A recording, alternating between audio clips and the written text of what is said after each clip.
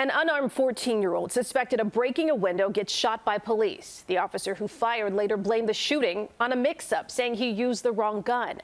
CBS 2 investigator Dave Savini obtained the body camera video and reveals what went wrong. How are you? Somebody called and complained about you guys.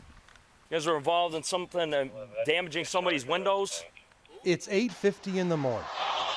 Quiet South suburban Sauk Village when these two kids, a boy and a girl, both 14, are stopped by police. What? Okay, you guys got your IDs on you? Officer Seth Brown starts questioning the 8th graders about a broken window in the neighborhood. Do me a favor, keep your hands out of your pockets, bro. Just keep your hands out of your pockets. You're coming out here to see friends? Okay. Police body cameras are rolling. What happened? And also show Sergeant Scott Langan talking to a woman in the street who suspects the teens damaged a window on her home the day before. That's the boy that did it. I got a picture of him. Who are they? Do you know who they are? They know my nephew. Sergeant Langan then approaches the teens who are still being questioned by Officer Brown. Full name and date of birth, okay? I'm not going to play with you two. Do you understand me? Okay, well, I'm going to tell you. But the situation quickly escalates. Why are you touching me? Put your hands behind your back. Put your hands behind your back, man. Why are you touching me? Because you're under arrest. For what? For CDP. Arrested for CDP. What exactly is CDP? The boy's lawyers say the 8th grader definitely didn't know. It's an acronym for criminal damage to property. I'm going to tell you something, dude. His friend then starts recording it all with her phone. Listen. Or it'll be another charge.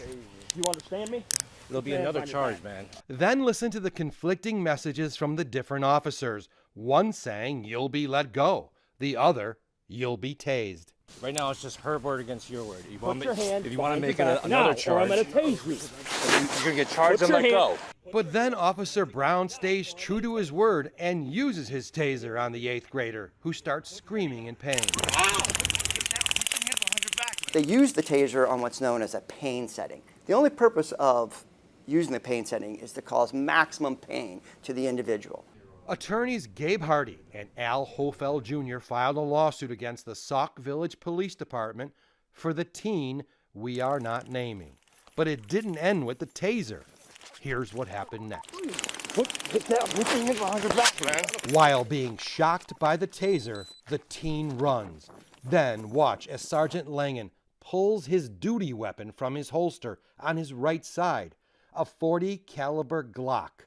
He aims it and fires. Here's another view. The bullet rips through the teen's hip. These photos were taken at the hospital. Should a handgun have ever been pulled out and fired in this situation? Absolutely not. It was excessive, completely unnecessary. There was no justification whatsoever for this officer immediately drawing his firearm and shooting this 14-year-old kid.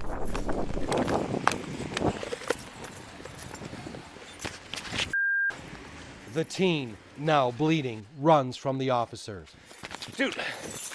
Sergeant Langan catches up and this time pulls out his taser as the teen jumps a fence. Go around the block. He ran around the block. What was this 14-year-old thinking while he was shot and hiding in a yard somewhere? He was afraid they were coming after him. He was afraid they were going to shoot him again. They shot him once for no reason. Why would they not shoot him again? Why did Sergeant Langan shoot? 2 weeks after this March of 2022 incident, Langan was questioned by state police and Cook County prosecutors. In this report obtained by the CBS 2 investigators, he claimed the shooting was an accident. He said he thought he grabbed his taser and didn't realize he grabbed his gun, and stated, "I'm completely sorry. I feel like I let everyone down. I have nothing else to say." Do you think he should have known that he had a handgun in his hand? He certainly should have known they had a handgun in his hand. He pulled the weapon from the holster that holds his handgun. Keep in mind, the handgun in this case, the Glock, is nearly 5 times the weight of the taser. Reckless? Beyond reckless. And that is complete disregard and recklessness by you, the officer, not only endangering the individual that you are firing at, but the public in general.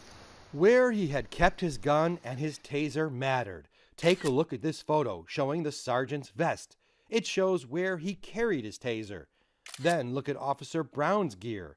He had a separate holster on the other side of his body for his taser. There was a life-saving reason for this. A year earlier in Minnesota, an officer grabbed her gun instead of her taser and killed Dante Wright during a traffic stop. To make sure this type of incident didn't happen in Sauk Village, the police chief required officers to move their tasers to the opposite side of their body from their handgun, said Langen in his statement. But Langen just kept his taser Velcro to the front pouch of his vest. When that officer made the decision to pull that handgun out of the holster, Yes. he was pulling it from a side of his body where the taser was never supposed to be. Correct. And when he extends it out in front of him, it's within his range of vision. In fact, it's within his direct line of sight. So he sees the weapon before he pulls the trigger. There seems to be other taser-related issues too. Sergeant Langen said the department gave him taser training only 2 or 3 times in the 10 years he carried one. But this department policy says at a minimum, officers should be trained every year. Hey, what's going on, man? The man with his hands up is the boy's guardian. He showed up on the scene after the injured teen, who was still hiding, called him to tell him he'd been shot by police.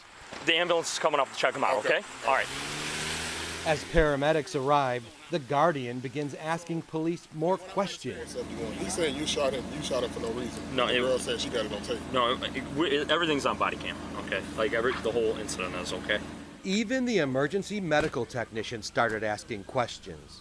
They trying to say that one of y'all shot him or something. All right. One me. Then the teen's handcuff is removed. Hey, let me take that handcuff off. And then he was transported to the hospital and treated for his gunshot wound. The broken window was never brought up again. Do they ever arrest this 14-year-old? They never arrest him. They never charge him. They never cite him. Dude. It's like it never happened? It's like it never happened. And it looks and feels like contrition. Because they know, because they shot him unjustifiably. It's now been a year and a half since the shooting, and the police department has yet to even start the disciplinary process. Last month, the Cook County State's Attorney's Office decided not to charge Sergeant Langen. The Sauk Village police chief says he was waiting on that decision before taking any action. Dave Savini, CBS 2 Investigators.